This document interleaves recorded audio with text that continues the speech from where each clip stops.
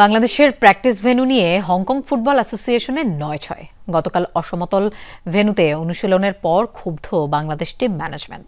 শুধু তাই নয়, হোটেল, খাওয়া, বিভিন্ন অব্যবস্থাপনায় হামজা জামালদের মনস্তাত্ত্বিক চাপে রেখেছে স্বাগতিকরা। বাংলাদেশ মাঠের ভাড়া দেওয়ার পরও কেন এমন অসহযোগিতা? হংকং চায়না থেকে বিস্তারিত জানাচ্ছেন মেহেদি নাইম। ঢাকা শহরের চেয়ে আয়তনে ছোট এই পুরো হংকং চায়না শহরটা, তবে তাদের শহরের মতো তাদের মনটাও কি সংকীর্ণ? কেননা বাংলাদেশ দল যে প্র্যাকটিস গ্রাউন্ডে প্র্যাকটিস করে তাইপো স্পোর্টস গ্রাউন্ডে সেই মাঠটা উঁচু নিচু ছিল। বাংলাদেশ টিম ম্যানেজমেন্ট সেই মাঠে দেওয়ার পরে আপত্তি জানিয়েছে।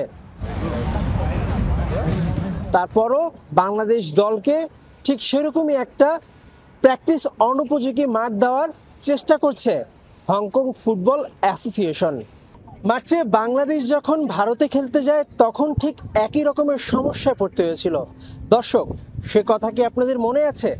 অথচ বাংলাদেশে যখন অতিথিরা খেলতে আসে, বাংলাদেশের আতিথেয়তা কিন্তু সবসময় শীর্ষে থাকে।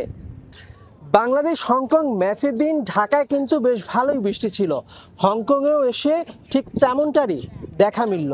আপনি দেখতে পাচ্ছেন মানুষ কিন্তু ছাতা নিয়ে চলাফেরা করছে। আগামী 3 দিন আবহাওয়ার পূর্বাভাস বলছে বৃষ্টি থাকবে। তাই বৃষ্টি হলে বাংলাদেশ হংকং দুই দলেরই কিন্তু বেশ ভালোই ভোগান্তিতে পড়তে হবে। Mehedi Naim, Jamuna sports, Hong Kong, China.